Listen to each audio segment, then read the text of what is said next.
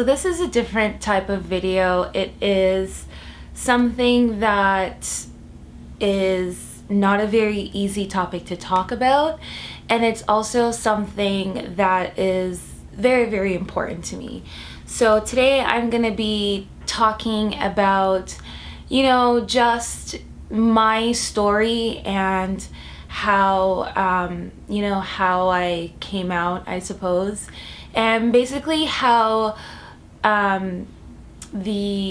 my family and myself and people in my life have dealt with that since it happened. I guess before I get into the video, I should mention that this is not me bashing anyone. I am definitely not coming after anybody in this video, especially my family. I might mention some pretty hurtful things, but it's not to paint them in a negative light. I think at the end of the day, people do things because they believe in their heart that they're doing the right thing, and they're not. I guess I suppose in a moral world, I don't know. I guess I don't blame them fully for that. If you fully believe that something that you're doing is right, then you know what I mean. But I'm just kind of pointing that out so you guys know that this is in no way, shape, or form intended to bash anybody or make anybody look bad or feel bad. I know some of my family members are probably watching this, and I'm basically putting this video out because I'm pretty much making a statement that I really don't care what you think, and it's about my well-being and it's about my happiness. And I feel like putting out a video like this, hopefully I can help someone who is going through what I went through, and just to let you know that it gets better. So I was essentially thrown out of the closet when I was about 17 years old. I was going to boarding school at the time, and I was seeing this person. I'm not gonna put anybody on blast, please. I'm not gonna name any names. And essentially somebody who knew my mom basically told her, and without asking any questions or even coming to me to talk to me about it, I was basically thrown out of the closet. Even if it wasn't true, they wouldn't believe me anyways, so it was just something that I had to deal with at the time. But in retrospect, I would like to say that if I wasn't thrown out, I don't think I would have had the strength or courage to come out myself. So I think everything happens for a reason, and I've made my peace with that. Life got pretty rough for me. I ended up changing schools because of it, and also too, my relationship with my mother, even though it was rocky to begin with for other reasons, it was completely ruined. There was zero acceptance on the part of my mother. She was very, very upset about it. She was as upset as anybody could get, and there were a lot of other factors in there too, things that I'm pretty sure, I don't know if she regrets it looking back on it now, but it was pretty bad. I'm not gonna lie to you. Really, really bad things happened to me, and it was really hard to kind of try to forgive her, because at the time for me, I was also very confused. I didn't know what I was going through. I started blaming myself for what was happening to me, and I tried to change myself, and because of that I tried to have a relationship with boys, and I tried to kind of essentially get it out of my system. My family also took the pray the gay away approach, and that obviously didn't work either. And for me, it was something that I just kind of tried to forget about for a while, and then we ended up moving to Canada. So when we moved to Canada, I thought, okay, so now I'm in a country where I can be myself, because Canada has gay rights. Gay people are allowed to get married here. Basically, if you're gay, you have the same rights as a straight person. And so when we moved, even though I wasn't like doing anything gay, I basically kept to myself and all of that stuff, and I didn't really, you know, hang out with girls or guys. I essentially kind of just shut down, and the last year of high school that I had here in Canada, I kept no friends. I spoke to people, but I didn't consider them my friends. Nobody knew anything about me really, other than the fact that I moved from Jamaica. I just bottled everything up inside. All the hurtful things that happened to me, I just kind of locked it up inside of me, and I didn't talk to anyone. And then essentially after getting thrown out of the closet, my family thought it was kind of like a phase. So because I wasn't doing anything, they thought that I was straight again. And you know, my mom tried to set me up on dates with boys and stuff like that, asking me how comes I don't have a boyfriend yet and whatever. And she was being really fun and playful about it, as if, you know, oh, what happened to you a year before that, it was just a phase, it's okay, whatever. Which is fine. Like, obviously, like, if I feel like if you're a parent and if something's happening that is totally not according to plan, mentally you're gonna try and find a way to justify it and move past it. And I do not blame my family for that.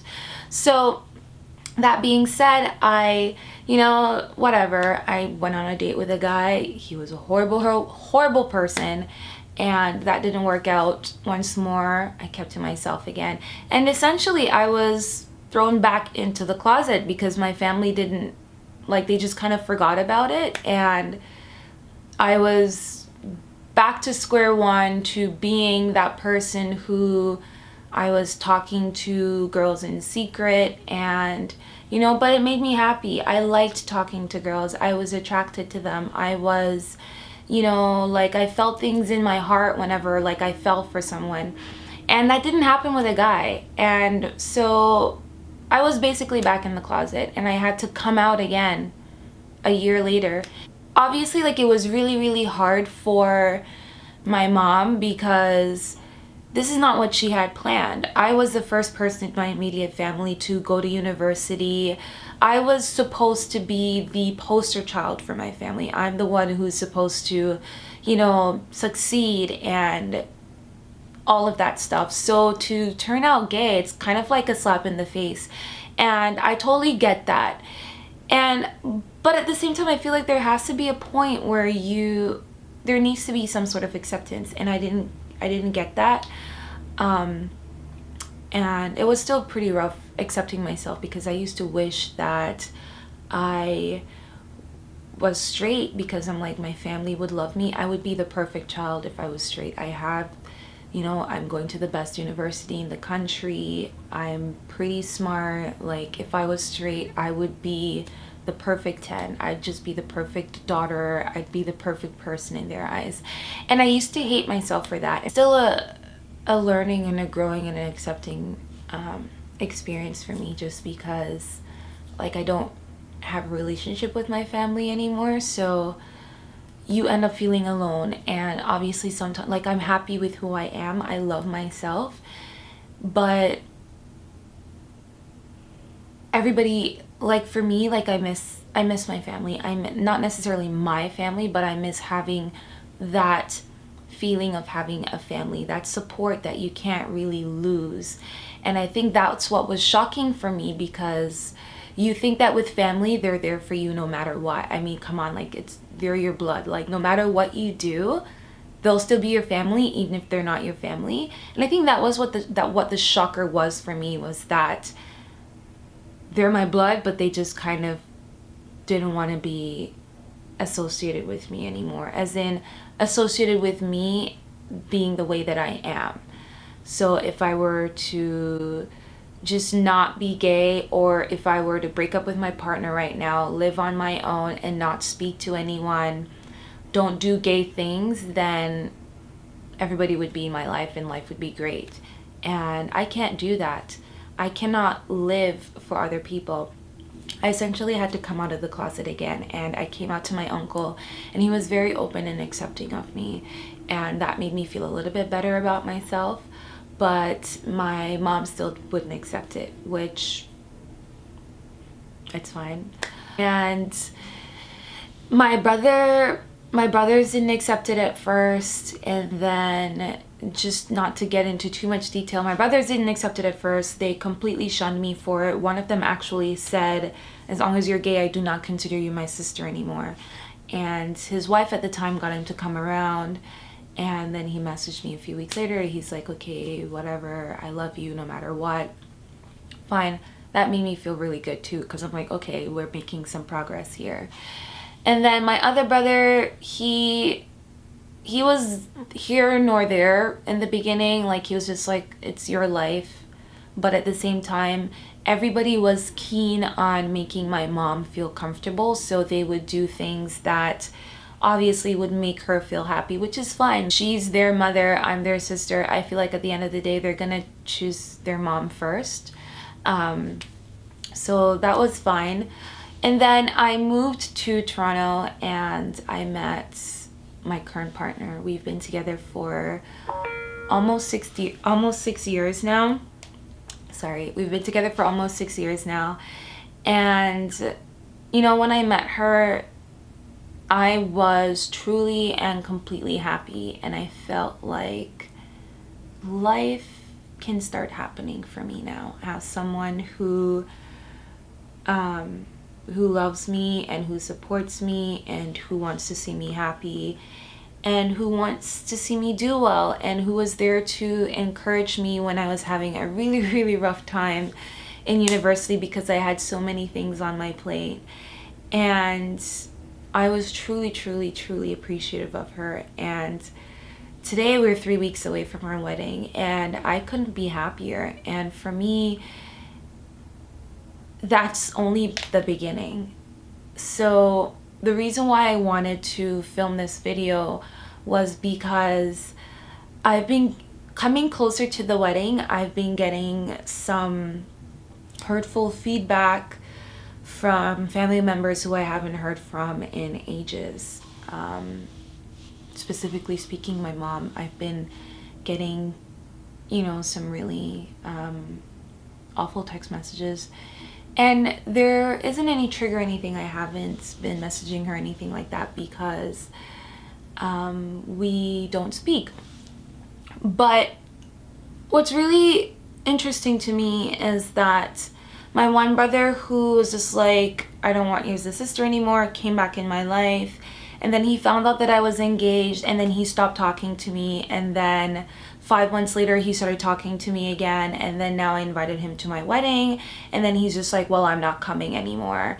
And it's just kind of like, well, where do you stand? You know? And I really want somebody who's going through this to kind of, or who've been through it, let me know below. Like, we can have a conversation, because I feel like being gay and dealing with acceptance is not something that you can do alone.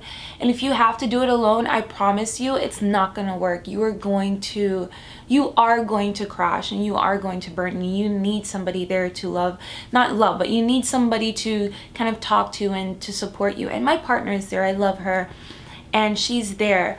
But I mean, having someone who doesn't know you personally, but who comes from a kind of like an unbiased perspective. And so if anybody is watching this, leave it below. And if somebody who's watching it who doesn't know quite how to deal with it, hopefully I can help you and tell you how I got to a better space in my life. Because honestly, I'm in a great place right now. And I know that I might seem sad, but it's because I'm talking about this and I'm holding back tears, and that's why my voice is cracking a little bit. But I'm happy, and I couldn't be happier. And to be quite honest with you, I decided to put myself first when we got engaged. So when we got engaged, I said to myself, I'm putting myself first. I'm taking care of myself. I'm taking care of my well-being. I'm taking care of my positivity. Because what was happening was that my family would cuss me out. They would yell at me for being who I am. They would tell me hurtful things. They would tell me that I'm gonna come to no good. I would hear that I'm an idiot. For someone so smart, I can be incredibly dumb to be gay. And here's my question for you if you're watching this. If being gay was a choice, why would I choose to have my family say hurtful things to me? Why would I choose to essentially be abused both physically and mentally? Why would I choose that? Why would I choose to have things happen to me just for the sake of being gay? Like, it doesn't make sense to me. And I often wonder why other people don't think this way. You know what I mean? But can you fault them for being raised on a certain ideology and then throw something like this in their face and expect them to accept it? Some people would argue yes, because other people have. And some people would argue no, because this is what you've known your whole life. How can you change it now? But I feel like if you don't try to educate yourself, and if you don't try to notice that the world is changing, then you get left behind. And I feel like that's essentially what's happening to certain members of my family. I feel like they're getting left behind because they're willfully choosing to not see what's happening in front of their eyes. And I feel like if you choose to be homophobic and if you choose to be negative and always say mean things to people because it makes you feel better about yourself, or it makes you feel like you're pulling me down and you're hurting me, then there's no room for you in my life. Like, it's over, essentially. And it's something that I've had to come to terms with. It's not easy to say to yourself, I'm done. It's not easy to say to yourself, I do not consider these people family anymore, because you're essentially cutting out a piece of your life that was there since you were born. And right now there's like a hole, because I've made that decision. And I know some of you watching this will not be happy with that choice that I made. But by making that decision, I'm a much happier person. So many amazing things have been happening for me, and I want to credit that with the fact that I cut the negativity out of my life. And you can't choose your family. They'll always be my family, but they're no longer a part of my life. My life as it is right now does not include them, which means that the decisions and the choices that I make, since I've made that decision, it has nothing to do with them. It is not done or made in consideration with their feelings, because how can you consider somebody's feelings if they don't consider yours? How can you respect someone if they don't respect you? And you know, it's not something that I'm happy about. I honestly wish that things could have went another way. But basically what I've done is I have been given lemons and I made lemonade with the lemons that I had. I've reached out to my family for years. I've been reaching out to them. I've been trying to, you know, figure out where we can find a common ground, where we could essentially come to terms with what I'm going through, and I could come to terms with what they're going through. I was ready to meet them at the table and be like, I understand, let's slowly ease into this. But how can you do that with someone who doesn't even want to take the chance to get to know you or your partner, where every time you have a conversation with them, it's not about I can do this slowly, but it's more about I don't even want to talk about it. I want to talk to you and pretend that this is not a part of your life. And the first year I decided not to go to Christmas dinner anymore with my family was pretty much really hard.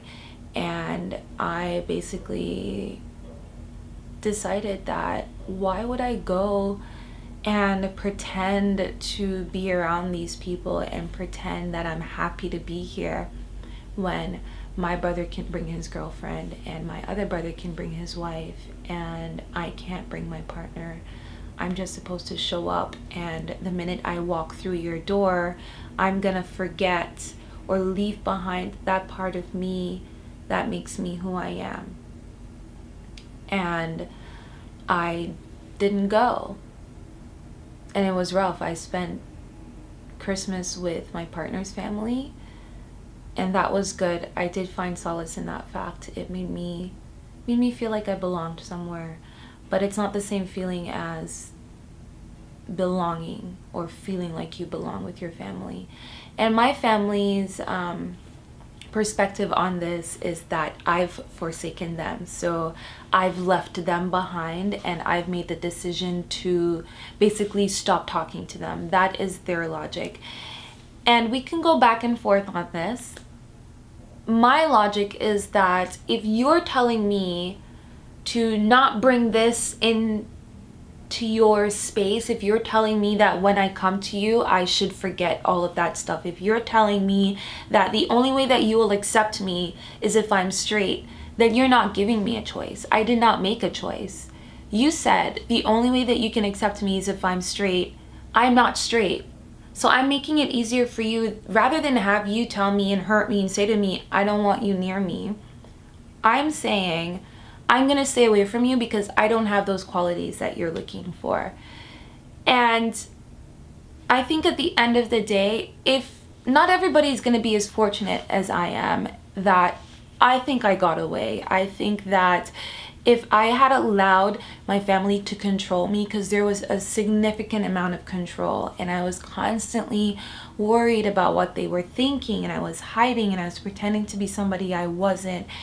And it was hurting me inside. It hurt me so much. And if you can't escape, run for the hills. Don't let people who don't accept you take up space in your life. Don't try to change them. They have to want to change themselves. And that's what I realized every single time I try to explain to them in a myriad of ways, this is how I'm normal.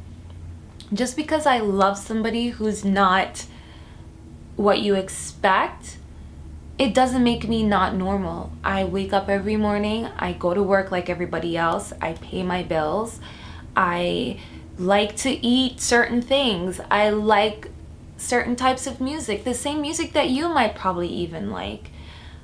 It doesn't make me any less normal than you are just because I have somebody different in my life, just because I love someone of the same sex. And you need to come to terms with that, and you need to first accept yourself, and you need to say to yourself, I accept me for who I am. I am happy with who I am. If I don't want to change me, then, and even if you could change you, like, you can't. If you're gay, you're gay. If you're straight, you're straight. I'm not going out there and saying to a straight person, why are you choosing to be straight? So if you come to terms with that and you say to yourself, this is who I am, I have to accept it and I need to deal with it. Once you've come to that place of self-acceptance, then it's so much easier to accept that they don't accept you. And it took me 6 years. And some people it might take a lot less time, some people it might take a lot longer. I know someone it took them 10 years, and I don't have that time. I could die tomorrow. I don't have 10 years to sit around and wait for you to accept me. And I'm speaking directly to you. I don't have a decade to wait for you to accept me. As it stands, if you don't accept me, you don't accept me. I accept me. I'm happy with who I am. I'm still living my life. I'm not putting my life on pause because what you do has no effect on my life. I'm out here and I'm making waves, and I'm the one who has to wake up at 6 o'clock in the morning to go to school or to go to class to teach people. I'm the one who has to go to work and to pay my bills. I'm the one who makes the decisions that affect my life. So what you think of me has no effect whatsoever. What you think of me is exactly that, what you think of me. You can't do anything to me.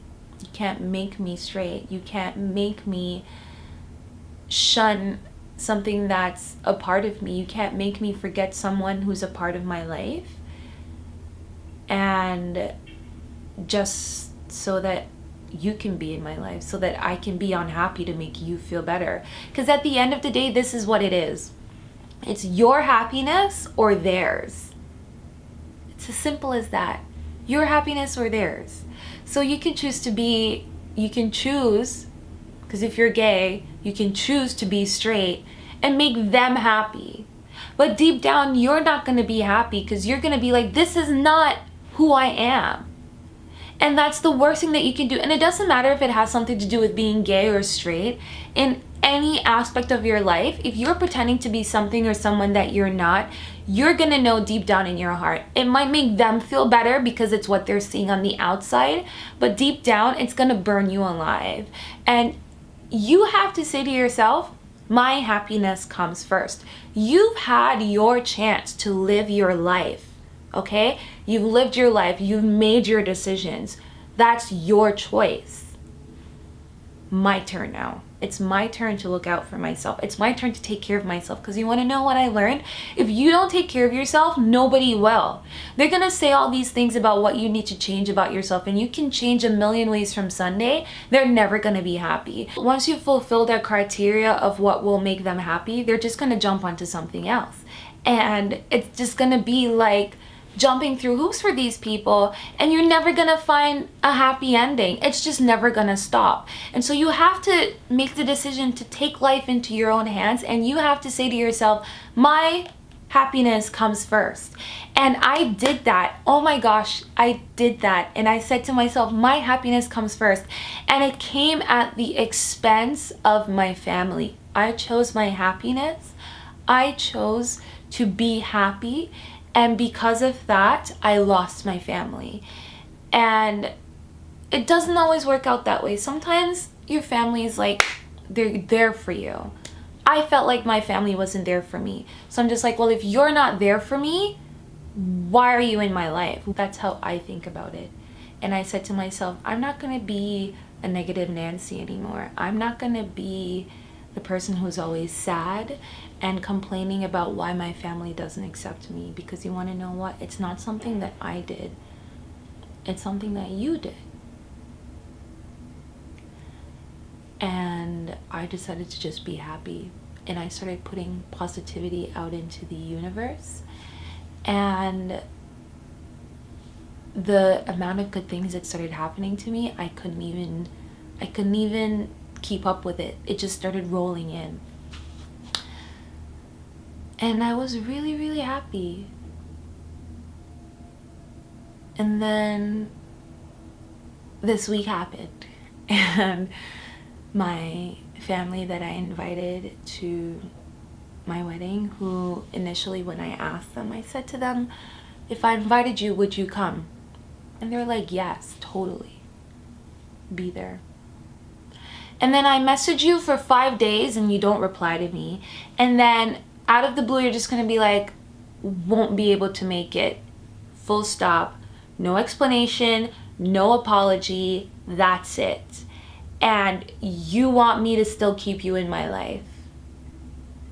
No. I'm just tired of waiting for you to come around. Like, I'm just gonna do me and continue to do me and continue to be happy. And I got so happy, and I'm just in a good place, and I'm healthy, and I'm in school, and I have a roof over my head, and I have somebody who loves me. And all those things make me happy. I don't care about the material stuff, but I have the basic necessities in my life that I need. And family would be great. I still love you guys. I still miss you, but I'm good and I can do without it.